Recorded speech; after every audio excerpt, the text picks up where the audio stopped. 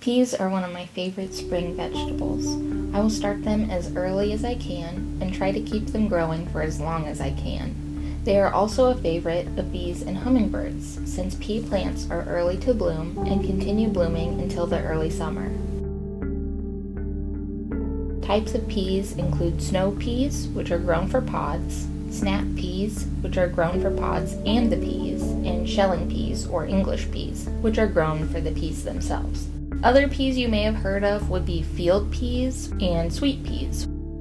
To sprout peas, you will need a bowl or other covered container, a paper towel, water, and peas. Place the paper towel in the covered container and add just enough water so that the paper towel can't absorb all of it. You want the paper towel to be soaked, and you want just a little bit of standing water in the bowl. Peas absorb a lot of water in this process, and it's important to make sure they don't dry out. Having a lid for your container makes this a lot easier since you won't have to deal with as much evaporation, but you can add water as needed until the peas develop their root.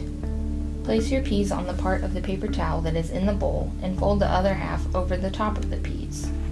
Put the lid loosely on the container and wait until the peas sprout. This should only take a day or two. Be sure to label your container if you are growing more than one variety.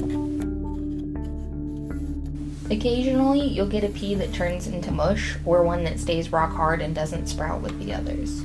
You should fish out the mushy pea so that it doesn't rot in the bowl, but you can leave the rock hard pea and continue to wait and see if it sprouts.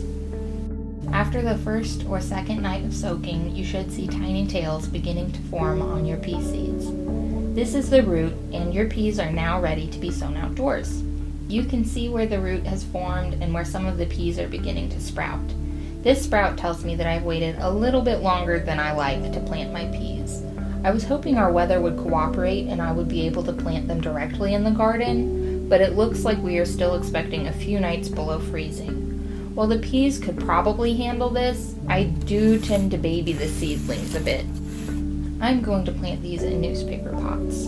They will stay outside except for on those freezing nights, and by keeping them outside, they will be used to the sunshine and wind and won't need to be hardened off.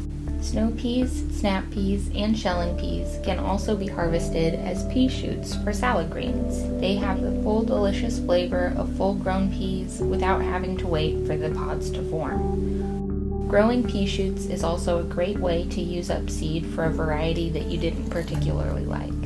I have some dwarf gray peas that were fine, but not amazing, and I plan on growing them for pea shoots rather than growing the entire plant out for pods. I will be growing sugar snap peas and sugar magnolia tendril peas this year. If you don't already have a favorite snap pea, I highly recommend the sugar snap from Baker Creek. As far as flavor goes, they are the only pea plant I need in the garden. I fully plan on eating the sugar magnolias as well, but I'm growing them more as an ornamental. Peas grow well with most other vegetables, but their growth can be stunted if planted near the onion family, so steer clear of onions, garlic, leeks, and chives.